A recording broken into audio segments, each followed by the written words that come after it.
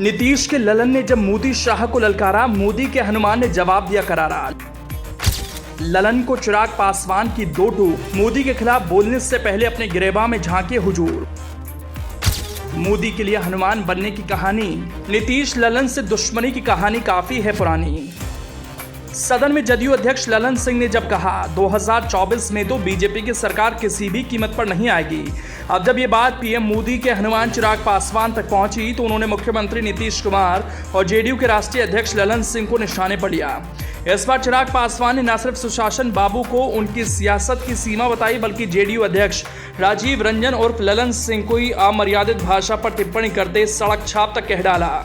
इतनी तल्ख टिप्पणी तो भाजपाई भी अपने नेता अमित शाह के समर्थन में नहीं कर पाए। फिर चिराग पासवान ललन सिंह पर इतना गर्म क्यों हैं? ये यूं ही नहीं है गुस्से का इजहार।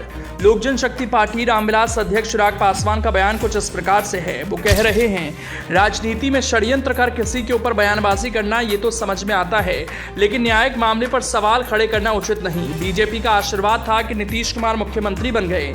जिस तरह की भाषा का प्रयोग ललन सिंह ने संसद में किया, ये दर्शाता है कि सदन में नहीं बल्कि सड़क पर किसी से बहस कर रहे हूं। जिनके साथ पिछले 15 सालों से राजनीति में सक्रिय हैं, भाजपा के सहयोग से मुख्यमंत्री बनते रहे हैं, मगर अब भी सवाल खड़े करने से चूकते नहीं। चिराग पासवान को गुस्सा इस बात का है कि सीएम नीतीश कुमार और राष्ट्रीय अध्यक्ष ललन सिंह ने लोजपा में फूट डाली। अपने कोटे से पशुपति पारस को केंद्रीय मंत्री बनवाया। यहीं से लोजपा का विभाजन हुआ, जिसके तहत लोजपा के 5 सांसद के साथ पशुपति पारस की अगुवाई में राष्ट्रीय लोक जनशक्ति पार्टी बनी। चिराग पासवान को सदन में अकेले कर देने की तिकड़म भिड़ाई गई।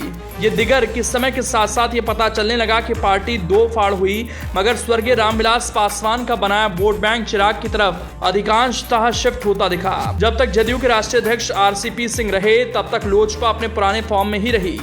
जैसे ही ललन सिंह राष्ट्रीय अध्यक्ष बने तो लोजपा दो फाड़ हो गई। जाहिर है, राजनीति के जिस नफा नुकसान का इंतजार चिराग पासवान को है, वो समय आ गया। मोदी के हनुमान बनने का असर दिखाने का भी समय आ गया। बीजेपी भी चाहती है कि चाचा भतीजे के बीच का तनाव खत्म हो। इसके लिए फॉर्मूला भी तैयार हो रहा है। अमित शाह के कहने पर चाचा पशुपति पारस और भतीजा चिराग पासवान का मिलन भी हो गया। अब है हिस्सेदारी के साथ साथ पशुपति पारस की भी संतुष्टि का सवाल। हालांकि अभी अमित शाह का जो रुतबा है, उसमें लोजपा के दोनों धड़ों के लिए दबाव बनाकर कुछ विशेष पाना संभव नहीं। बीजेपी भी जानती है कि चिराग पासवान सही में रामविलास पासवान के उत्तराधिकारी हैं। अब पशुपति पारस भी राजनीति का सम्मानित समाधान चाहेंगे और चिराग पासवान भी। बिहार के संदर्भ में तो ये तभी होगा जब अमित शाह चाहेंगे। हालांकि जिस तरह से पारस गुट के सांसद लोजपा रामविलास के संपर्क में आ रहे हैं, उससे तो एज चिराग पासवान को ही मिल रहा है। राजनीतिक गलियारों में चर्चा भी है कि 6 लोकसभा और 1 राज्यसभा की सीट का प्रस्ताव रखा है। अभी नरेंद्र मोदी और अमित शाह की जोड़ी ही फैसला करेगी कि लोजपा के किस धड़े को क्या दिया जाए।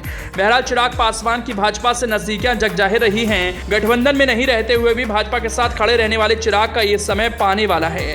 बीजेपी मोदी के हनुमान को आगामी लोकसभा चुनाव में कितनी सीटों की हिस्सेदारी देती है, वो मोदी के हनुमान का प्रतीक भी होगा।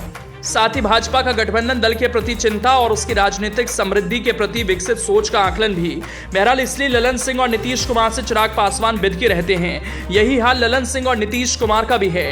इन्हें भी चिराग पासवान फूटी आंख नहीं सुहाते। ललन और नीतीश को लगता है कि चिराग की वजह से उनकी पार्टी को 2020 विधानसभा चुनाव में कम सीटें मिली, जबकि चिराग को लगता है कि ललन सिंह और नीतीश कुमार ने उनकी पार्टी छोड़ दी।